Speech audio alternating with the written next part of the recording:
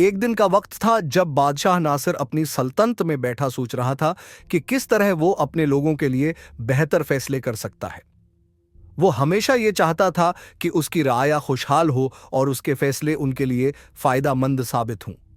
लेकिन उसे एक बात का दुख था कि कुछ इलाकों के जागीरदार अपने लोगों के साथ बुरा सलूक करते थे और ये बात उसे नागवार गुजरती थी। बादशाह ने अपने वजीर खास को बुलाया और पूछा, हमारी सल्तनत के कौन से इलाके हैं जहां लोग खुश नहीं हैं? वजीर ने अर्ज किया, बादशाह सलामत, हमारे शमाली इलाके में एक गांव है जहां के लोग अक्सर शिकायत करते हैं। वहां का जागीरदार बहुत जालिम है और लोगों पर बेजा टैक्स लगाता है।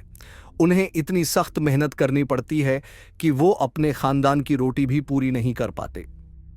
बादशाह नासिर ने फैसला किया कि वो खुद उस गांव का दौरा करेगा और देखेगा कि हकीकत क्या है।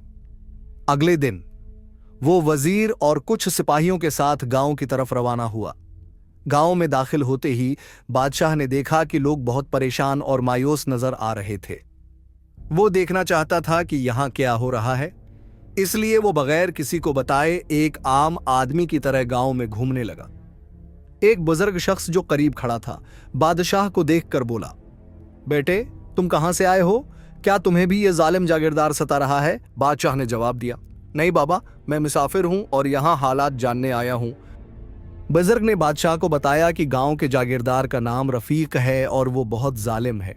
वो अपनी मर्जी से लोगों पर टैक्स लगाता है, उनकी जमीनें छीन लेता है और जो कोई भी उसके खिलाफ बोलता है उसे सख्त सजा देता है।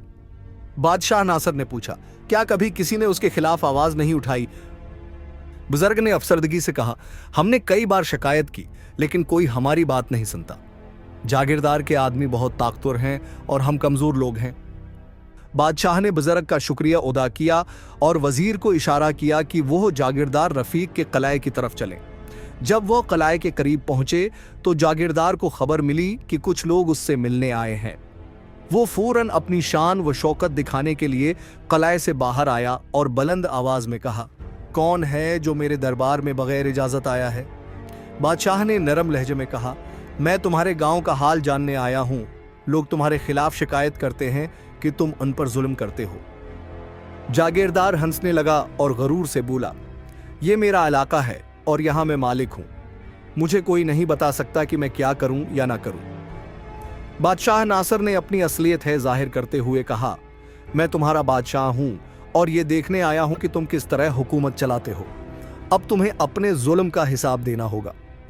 जागीरदार रफीक का चेहरा एकदम जर्द पड़ गया और वो गड़गड़ाते हुए माफी मांगने लगा। लेकिन बादशाह ने हुक्म दिया कि उसे गिरफ्तार कर लिया जाए और उसके तमाम जुल्म का बदला गांव वालों को दिया जाए। बादशाह ने गांव के लोगों को आजाद किया, उनके लिए नई जमीनें तकसीम की और उन्हें उनका हक दिलवाया। उसके बाद गांव में खुशहाली आई और लोग बादशाह नासिर के इंसाफ की तारीफ करने लगे।